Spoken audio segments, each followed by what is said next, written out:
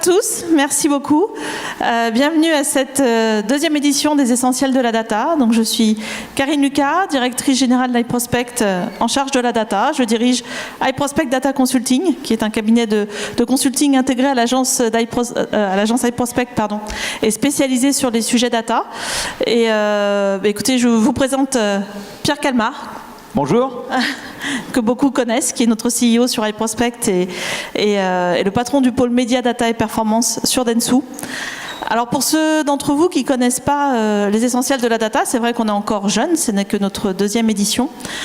On part du constat que sur nos métiers, en fait, sur les métiers de la data, mais également sur les métiers de la communication, il se passe énormément de choses, pas toujours simples à comprendre, parce que très techniques, parce que demandant des transformations quelquefois assez profondes dans les organisations, les process, les cas d'usage. Et puis, il y a aussi une couche législative. D'ailleurs, notre premier événement portait sur le RGPD pour bien en comprendre les enjeux. Donc, il se passe énormément de choses. C'est un rythme qui va très, très vite. Et on souhaite prendre de temps en temps, tous les 2-3 mois, une demi-journée tous ensemble, avec des acteurs du marché représentatifs, on va dire. Donc, des experts de chez nous, mais également des technologies, des partenaires qui peuvent être des partenaires data, des régies, etc. Et puis bien sûr nos clients pour partager ensemble nos retours d'expérience, nos convictions, et puis bien sûr discuter et en débattre parce qu'il n'y a pas de vérité absolue sur le sujet. Voilà, donc le thème de ce matin, c'est la collecte de données et la qualité de la donnée.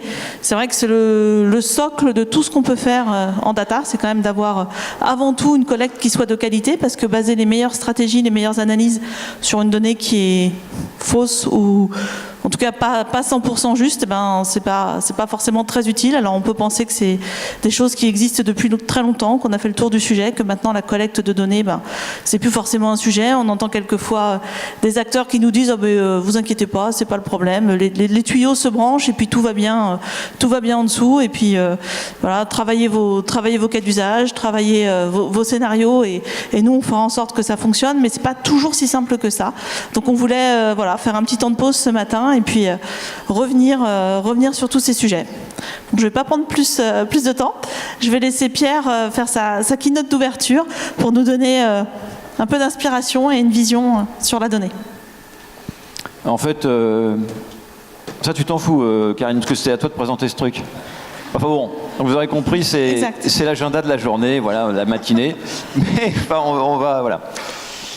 Mais j'ai avant ça donc le plaisir de vous faire un petit discours d'ouverture pour justement une réflexion autour de la data. C'est vrai que quand Karine m'a parlé du sujet de la collecte, je me suis dit c'est un sujet qui est passionnant, qui peut être un peu technique, mais comme ce sont des gens qui viennent prendre un petit déjeuner à 9h30, il va falloir que je les tienne éveillés parce que c'est pas très normal.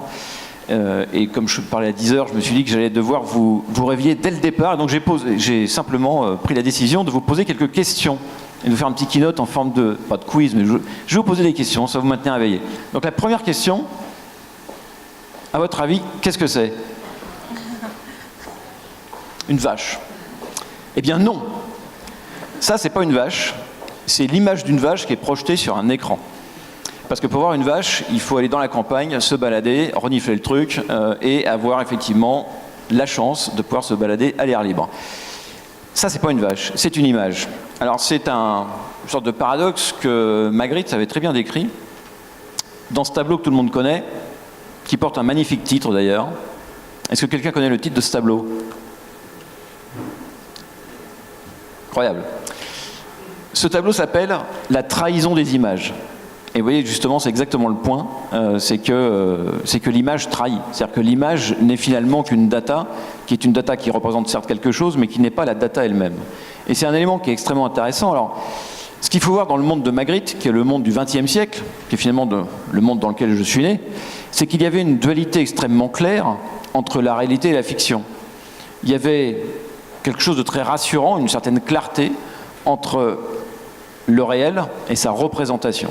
Et ça, c'est quelque chose qui est en train d'évoluer drastiquement sous un effet, qui est l'effet de la révolution digitale. Alors on dit que la révolution digitale modifie les comportements en profondeur. C'est une révolution qui a changé notre façon d'appréhender le monde, qui nous a permis d'avoir un accès au savoir de façon extrêmement large et tout à fait inédit. Mais, à mon sens, la première révolution de cette révolution digitale, c'est une révolution de la perception du monde. Qu'est-ce que c'est ça, à votre avis? Ah, je sais, je vais vous poser plein de questions. Alors ça, c'est quoi? C'est... Il y a les mecs qui se disent, putain, il faut que je réponde à un truc du style, c'est l'image d'un corps humain projeté, etc. Alors, oui et non. Alors oui, vous avez raison. Mais en fait, ça, c'est l'ancêtre du smartphone. C'est-à-dire, ça, c'est une interface. C'est l'interface biologique par excellence. C'est ce qui permet à un être vivant de percevoir le monde et ensuite de le transformer en quelque chose qui est un ego et un comportement dans le monde.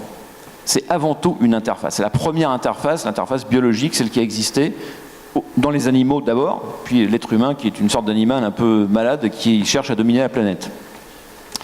C'est une interface qui a longtemps été vitale, puisqu'effectivement, la première interface, elle a consisté surtout à tenter de survivre. C'est-à-dire de sentir le mammouth arriver de loin, ou le tigre à dents de sabre, ou autre joyeuseté du genre, qui a permis donc à l'être humain d'abord de survivre, puis ensuite de dominer petit à petit la planète, et enfin de créer le smartphone. Et c'est vrai que la grosse différence avec le monde du XXIe siècle, c'est que de plus en plus, on ne vit plus le monde à travers ses 5 sens uniquement, on vit le monde à travers des écrans, à travers des interfaces. Le temps passé sur l'appréhension du monde à travers des écrans et des interfaces est aujourd'hui absolument colossal. Alors, le début de ça a été la télévision, qui était censée reproduire en direct un certain nombre d'événements, qui a permis à plein de gens de voir en direct ne serait-ce qu'un homme qui marche sur la Lune, truc incroyable. Mais évidemment, avec l'ordinateur, avec la magie d'Internet, eh bien tout ça s'est décuplé et a rajouté une dimension extrêmement importante, et ce sont les premiers mots écrits sur ces slides, mais la matière recalculée. C'est-à-dire ce que l'on voit à travers nos écrans est de moins en moins la réalité, c'est de moins en moins la vache du départ, et de plus en plus une matière recalculée, c'est-à-dire des faits de 0 et de 1, et qui nous permet d'exister dans le monde et de percevoir le monde. Cette matière recalculée, elle a une caractéristique essentiellement différente de la matière réelle, c'est que c'est une matière qui est manipulable. Et pour moi, c'est ça l'élément le plus important, c'est que cette matière-là est une matière que l'on peut donc, puisqu'elle est recalculée, manipuler, transformer à loisir, ce qui effectivement modifie totalement la perception de l'être humain.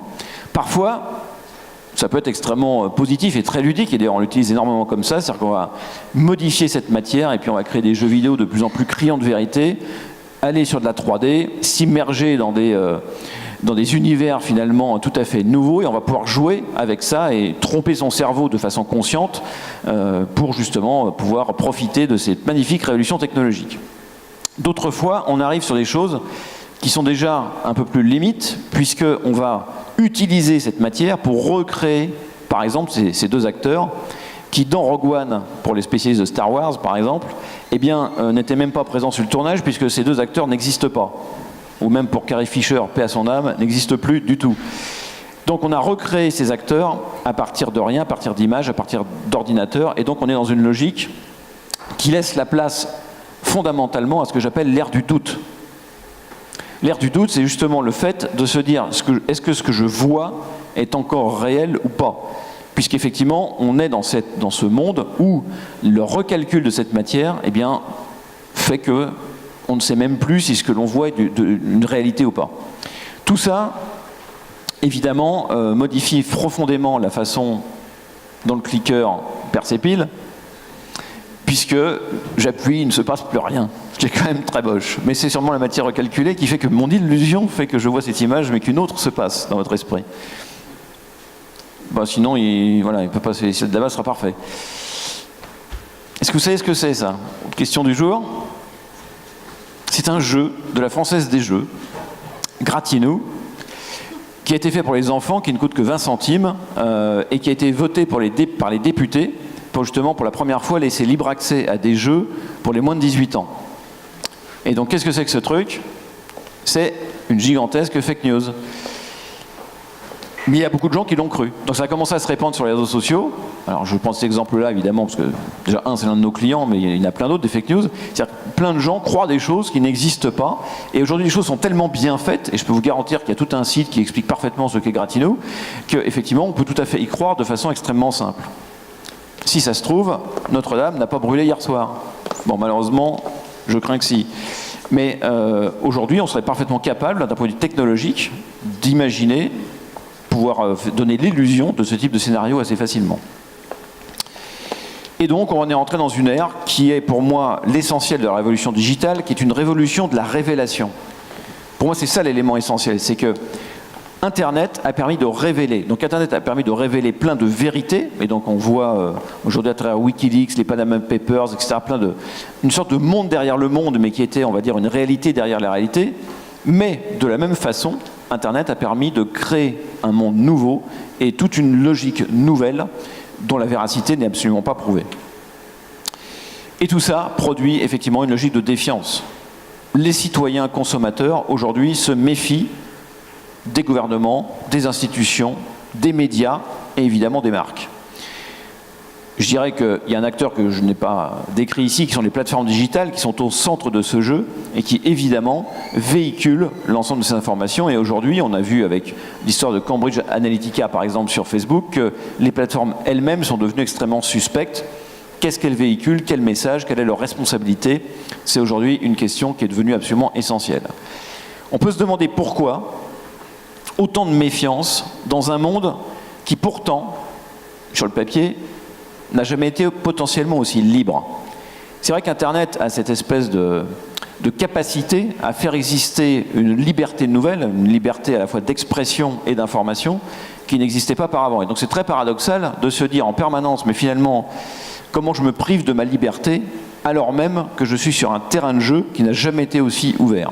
C'est ce que j'appelle moi le paradoxe de la liberté, à savoir d'un côté la fascination des interfaces qui me permet d'avoir un accès illimité au savoir humain de façon extrêmement large, alors que de l'autre côté, je suis dans l'inquiétude permanente du respect de ma vie privée. D'où RGPD et autres billevesées du même tonneau.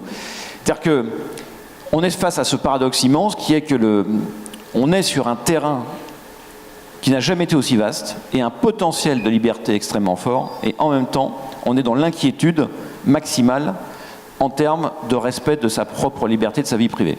Jusqu'à d'ailleurs ce qui est en train de se passer en Chine, avec une espèce de surveillance de la population, je dirais, qui n'a jamais été aussi forte qu'aujourd'hui, et qui rejoint d'ailleurs un épisode de Black Mirror pour ceux qui l'ont vu, avec cette notation sociale qui va déclasser potentiellement des individus et les empêcher, ce qui est déjà le cas en Chine, de voyager, de consommer, etc. Donc on est quand même sur un monde qui est assez flippant, potentiellement extrêmement libre et en réalité parfois extrêmement contraint. Et donc la data au cœur de tout ça, c'est quoi? C'est là aussi une sorte de paradoxe.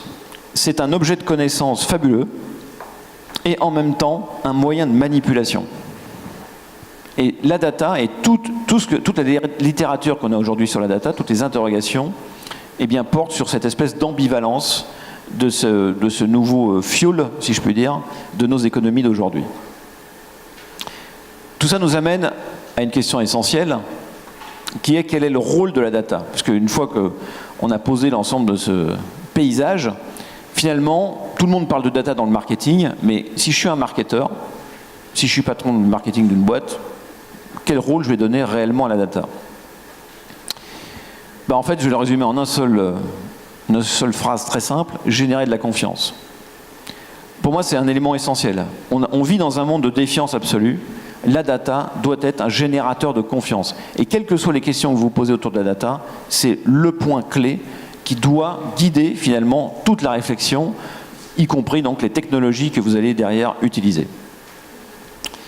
Alors il se trouve que chez iProspect, on a fait une grande étude auprès de 1000 Chief Marketing Officers, comme disent nos amis anglo-saxons, partout dans le monde, sur tous les continents. C'est l'avantage d'être un groupe aujourd'hui présent à peu près partout, dont évidemment la France, dont on a révélé les résultats au début de l'année, et qu'on a joliment appelé « Searching for Trust », parce qu'effectivement, le point essentiel qui est apparu dans cette étude, c'est que 9 patrons du marketing sur 10 ont fait de la confiance leur priorité sur l'année 2019. La confiance aujourd'hui est le capital finalement essentiel d'une entreprise. Les marques n'existent plus si elles ne sont plus capables de générer de la confiance. Donc ça, c'est un élément qui est absolument clé, mais qu'on a pu donc quantifier. Et ce que l'on a fait dans cette étude, alors je propose de la retrouver, elle est présente sur le site d'iProspect, on a même quelques fascicules en bon vieux papier heureusement recyclés, qui vous permettent d'avoir l'ensemble des résultats de l'étude. Il y a beaucoup de choses, mais ce que l'on a fait, basiquement, c'est se poser la question de dire, voilà, je suis un Chief Marketing Officer, quels sont les éléments qui vont structurer cette confiance? Et l'un des premiers éléments, d'ailleurs, essentiels à se poser, c'est qu'est-ce qu'il y a dans la tête, finalement, du consommateur? C'est la base du marketing. Comment le consommateur réfléchit? Et le consommateur, aujourd'hui, pour lui, la confiance n'est pas quelque chose qui va de soi. C'est-à-dire qu'on est très très loin de Mad Men et de la publicité qui, finalement, me donnait confiance dans une marque parce que c'était le tampon vu à la télé. Okay, ça, c'est un monde qui est mort et révolu. Je vous le dis. Donc l'ère de la publicité au sens de Mad Men, il est fini. Il faut aujourd'hui arriver dans des logiques complètement différentes. Et du point de vue du consommateur, la confiance n'exclut pas le contrôle. Alors j'ai une question d'ailleurs. À votre avis, qui a prononcé cette phrase? Philosophe, humaniste, un mec sympa, non? Bon, c'est Lénine pour info. Donc, il faut replacer les choses dans le contexte. Mais on comprend mieux cette phrase après, on l'interprète différemment.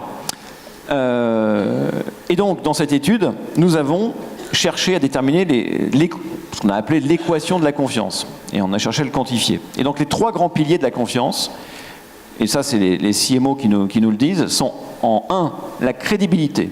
C'est-à-dire le fait d'être perçu par les consommateurs comme compétent et légitime sur son domaine. Logique, on va dire, c'est un peu la base d'une marque, c'est déjà d'avoir la compétence. Si je m'appelle, je sais pas, ne froissons personne, mais je sais pas, si je m'appelle Michelin et que je décide tout d'un coup de faire... Qu'est-ce que pourrait faire Michelin? Je sais pas, des téléviseurs, on va se dire, bon, il y a peut-être un problème. C'est-à-dire qu'un téléviseur en caoutchouc, bon, peut-être, mais peut-être un peu bizarre. Donc la crédibilité, c'est l'élément essentiel. Le deuxième point, c'est la pertinence. C'est-à-dire la capacité à cibler les consommateurs au bon moment, dans le bon contexte, avec le bon produit. J'insiste sur la notion de contexte, c'est-à-dire qu'effectivement, là aussi, l'ère de l'interruption en publicité est un monde fini. C'est-à-dire que, certes, il continue d'exister d'une certaine façon, mais de plus en plus, le consommateur ne supporte pas d'être interrompu dans une navigation, dans un flow, dans une logique, par quelque chose qui vient finalement lui briser sa vie, si ce n'est lui briser autre chose éventuellement, mais en tout cas de trouver une information qui, par exemple, c'est pour ça que le search est aussi efficace, parce qu'il est dans une démarche extrêmement proactive de recherche, et donc on va lui présenter quelque chose qui correspond à ses aspirations. Et donc de fait, c'est là où on voit poindre le rôle de la data, c'est effectivement la capacité à être pertinent à un instant donné. Et le troisième point, et sachez-le, c'est le point d'ailleurs principal, puisque 40% on va dire de la note de l'équation dépend de ce dernier critère, c'est la fiabilité. C'est-à-dire la capacité à offrir une expérience fluide de A à Z. Et quand je dis une expérience fluide, c'est pas au moment par exemple de l'acte d'achat. C'est tout ce qui va précéder l'acte d'achat, tout ce qui va accompagner l'acte d'achat et tout ce qui va s'en suivre. Typiquement, si j'achète un bien de consommation, c'est comment ce bien va pouvoir être réparé, comment je vais pouvoir le recycler, qu'est-ce qui devient derrière, etc. Et donc on voit bien que la fiabilité, c'est une notion qui est extrêmement transverse et qui influe aussi sur la capacité des marques à agir sur le bien de la planète. Et ce qui est évidemment une notion que de plus en plus de marques sont en train de prendre en considération. Tout ça me conduit, sur la base de ces trois piliers, à tenter de donner une logique un peu sur les grandes orientations que doivent prendre une stratégie data à l'aune finalement de cette équation de la confiance. Sur le premier, je dirais, et donc si on se... En fait, je l'ai traduit en trois grandes questions à se poser quand on est marketeur. C'est la première, est-ce que, à un moment donné, quand je récolte une data, est-ce que je suis légitime à récolter cette data? On va dire que le RGPD, d'une certaine façon, reprend un peu cette logique-là. C'est-à-dire que la première question à se poser est une question presque philosophique. Est-ce que la data que je récolte, là, est-ce que moi, en tant qu'acteur, je suis légitime pour la récupérer à cet instant-là? Sur la pertinence, est-ce que cette data spécifique, elle est pertinente pour le service que je vais offrir à mes clients? Ou est-ce qu'elle est complètement périphérique et que finalement, je pourrais très bien m'en passer? Déjà, si je peux m'en passer, elle va me coûter quelque chose pour rien, et en plus je me mets en danger parce qu'effectivement, d'autres pourraient l'utiliser à des fins peut-être différentes d'une fin purement marketing qui va me servir mes intérêts à moi en tant qu'annonceur. Et enfin, sur la fiabilité, Est-ce que cette data est crédible? Elle n'est pas équivoque? Est-ce qu'elle risque de présenter un risque pour moi, de m'induire en erreur, de prendre une mauvaise décision? Ou est-ce que je valide de fait, même si elle contient des biais, le fait qu'elle puisse réellement servir mon propos? Donc, finalement, ce sont ces 3 exigences qui doivent impérativement driver chaque marketeur dans un but qui finalement est simple, comme vous l'avez compris. C'est qu'on dit toujours que la data, c'est, alors je l'ai entendu plein de fois, c'est l'essence, le pétrole de demain, etc., enfin d'aujourd'hui. Pour moi, ça doit surtout être le carburant du moteur de la confiance, et c'est comme ça qu'on doit driver une stratégie data.